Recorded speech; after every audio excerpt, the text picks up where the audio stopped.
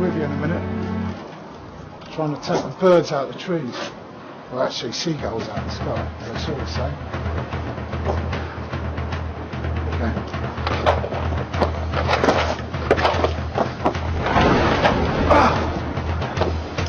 This ain't working so well. Definitely interested though. Now there was a time where I wouldn't have any trouble charming the birds out of the trees. But I ain't as young as I used to be.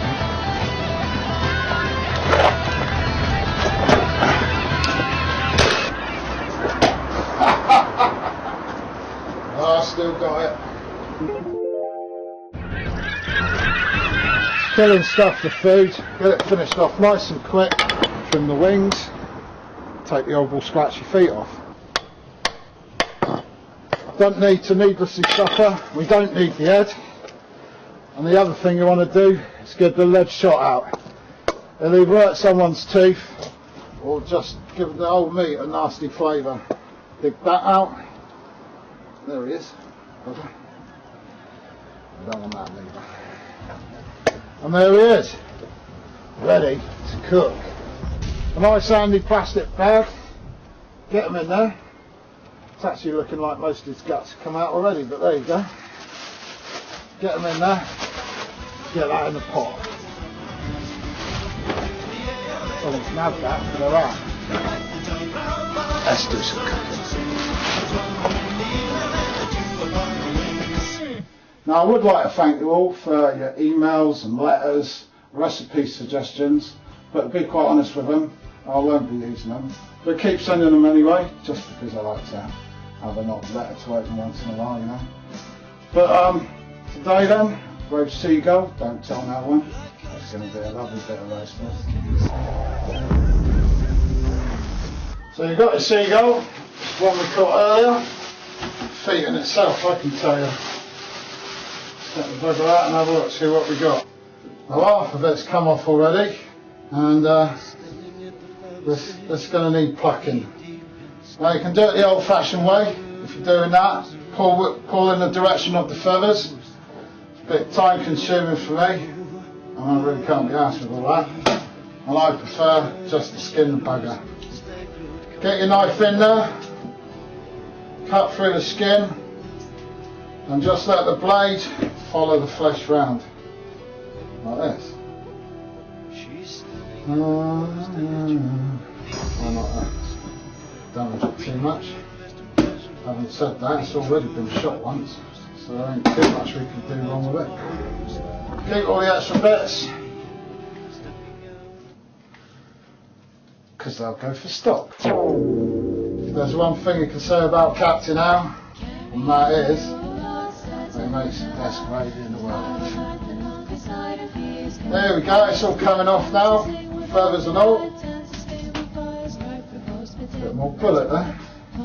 Now the next thing we got to do is get the guts out and off all the heart and lungs and all the stuff like that you really don't want to roast. Now what you've got to basically do for this is stick your fingers right the way up him, have a dig about in there until you find all the loose bits. Get your fingers right behind them and then start pulling them out. Oh, there he goes. That'll be the guts. Oh, that stinks.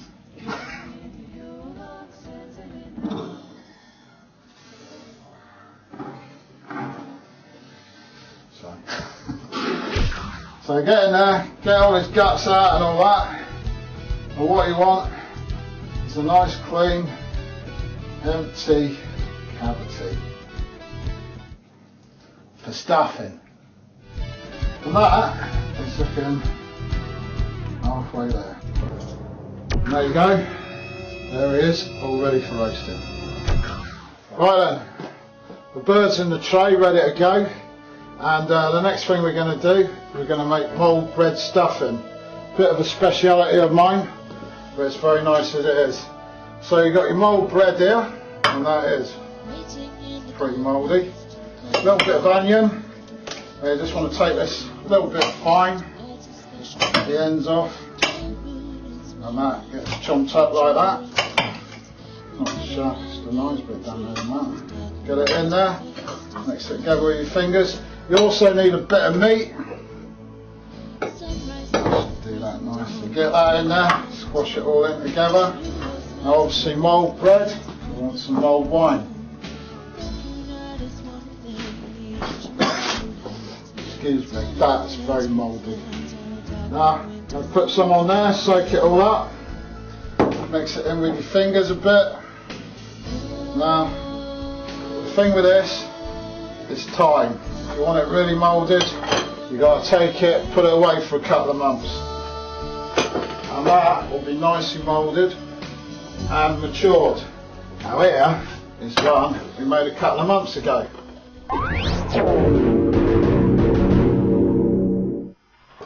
And that is looking just about perfect.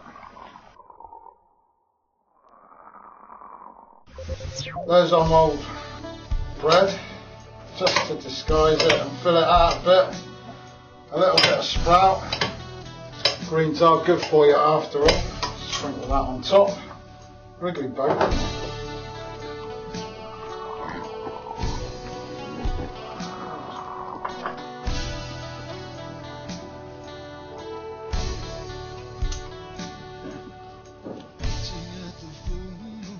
So that's the stuffing all ready to go. Turn the bread around so we can twist it up. And this you want to shove right up the cavity. Get it all in there. Wriggly buggers. Tasty. Now I've got a bit of bilge wrap, which we'll be using the plug. Using as a plug, keep all that goodness in there.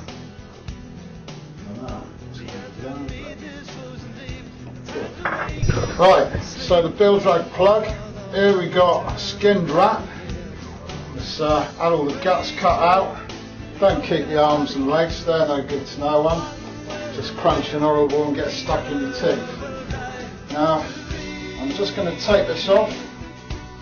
Just behind the neck, got a nice piece of neck there. Stuff that in there, block the hole up, and there you have the seagull stuffed with mulled bread and bilge wrap plug. Now it's going to be so flavourful. Got a little bit of juice on here, might as well get that in there. There we go. There. Now a little bit of oil, a bit of seasoning, and this is ready to roast. Right then, the bird's all ready to go. Now you can't have a roast without roast veg. Now you can do it all separate, mess around, but I like chuck it all in together. So we've got a few different veg here. Here's an onion, roast onion, it's very nice. Also flavours you get, your gravy, your sauces.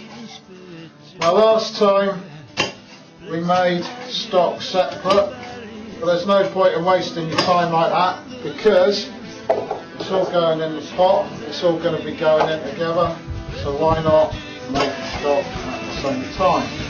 That way the bird don't dry out, and there's nothing worse, as we all know, than a dry bird. Got a turnip here. It's always nice. So we've got apple, we've got a chunk through the middle. Pretty much anything you've got in the kitchen you can get in there. Got a little out. Parsnips, these are always nice roast for that. Get all that in there. Sprouts. No one really likes sprouts.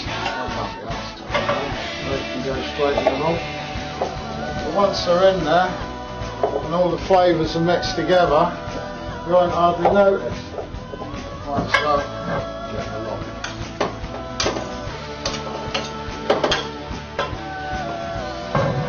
All good. Now that is looking lovely. Mulled wine again.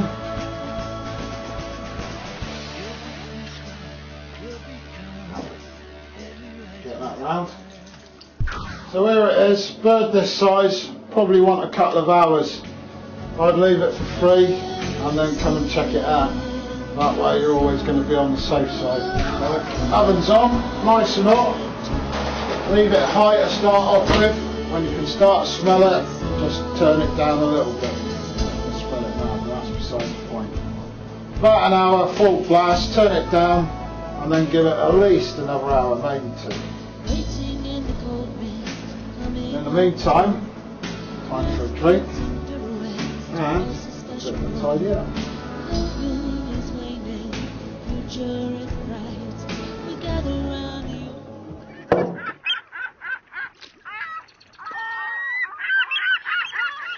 Right then, it's had a couple of hours now. Well, it's pretty good, quite honest, but let's get it out and have a look. Smells pretty good. And here she comes. Look at that. Pretty pretty. Down there.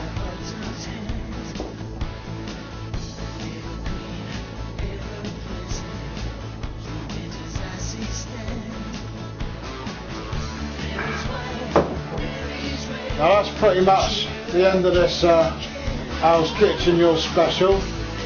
I hope you've enjoyed it and maybe learned something and all. Now keep watching us, we've got a lot of stuff coming up leading up to Christmas. In the Pirate Port of Weymouth we've got a couple of pirate keeps. One at the Black Dog and the other down at the Golden Lion. And then we also got over at the John Gregory the Yule Ball, and of course New Year's Eve special, which is going to be excellent. The Pirates Keeps, plenty of drinking, singing, shouting, dancing, pirate stories, a bit of butchery, which is always nice. So it's all going to be a lot of fun. Cheers for now everyone, thanks for joining us.